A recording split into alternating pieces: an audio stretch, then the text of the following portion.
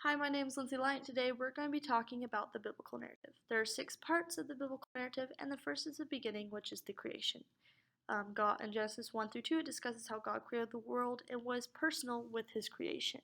One part of his creation that is unique is mankind, and this is because they are made in his image and are also given the ability to have special relationships with those around them. God gives them the job of being stewards of the earth and has this beautiful relationship with them.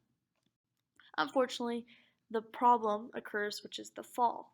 The fall is when Adam and Eve disobey God by eating from the tree of the fruit of knowledge of good and evil, and from this they lose their special relationship with Christ. Thankfully, God promises to them that He will deliver them from the serpent who deceived them and from their sin, and will later restore this relationship that they had with Him. Now, the third aspect of the biblical narrative is the chosen nation, which is Israel. Now, here God makes a promise to another individual who is Abraham, which is that he will deliver all the nations to him. This happens in the genealogy of Abraham, which leads to Moses, who is used by God to deliver Israel out of Egypt. God chooses Israel as a nation who will be the example to all the other nations. Unfortunately, Israel sins and is judged by God, but from this judgment they cry to God, similar to how Adam and Eve cried to God, and they ask for help, and He responds by promising the coming Messiah, which is the fourth aspect. Jesus Christ is the Messiah who comes to the world. He preaches the Word of God, lives an example, forms a group of disciples, and dies on the cross for all who have sinned. The Messiah is the solution to all the promises God made, as well as the goal of restoring this relationship with mankind.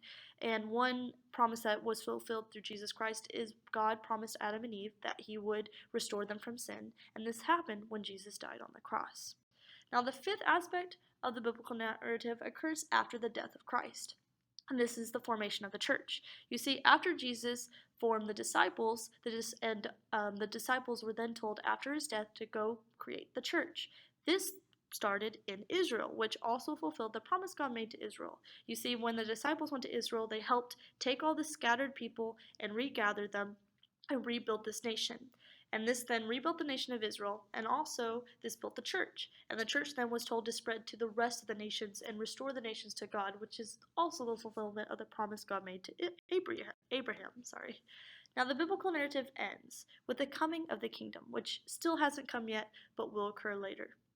You see, after we finish our time here on earth preaching the word and being the church, God will then come back, He will judge this earth, and He will form a new earth. And this will be the goal of what He's been doing throughout this entire narrative will be met because our relationship will be with Him will be restored. Now, how are the Old and New Testament similar? I found it cool how the Old Testament and New Testament are similar because the Old Testament focuses on promises God made, whereas the New Testament is the fulfillment of these promises. For instance, as we saw with Adam and Eve, God promised that He would restore them from sin, and this can be seen in the New Testament when the coming Messiah, Jesus, comes and dies on the cross, which in turn does restore them from sin. Now, what is the purpose of the church?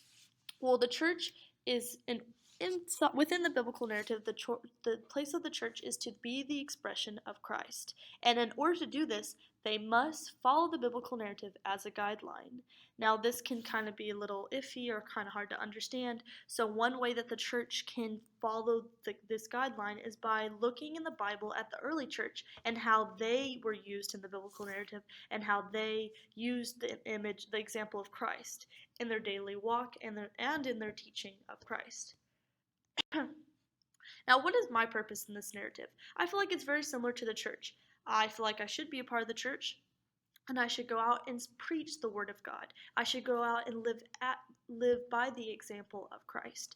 And I should do this by staying consistent and innovative in the spreading of the gospel. Or in other words, I should try to preach the gospel every day, and I should do it in ways that make those around me understand more. Either if it's like a cultural barrier, or if they understand things differently than me, I need to try to be innovative and creative in how I preach the glory of God so that they can understand it in their own ways. I really enjoyed learning about God's mission as a single narrative. Something that I learned was how the new kingdom is the answering of all the promises God did make to many people in during the biblical narrative. And I guess something that I would like to learn a little bit more about is how can we be creative when it comes to preaching the word of God to those around us? But how can we be creative in a way that doesn't come from our mind but from God?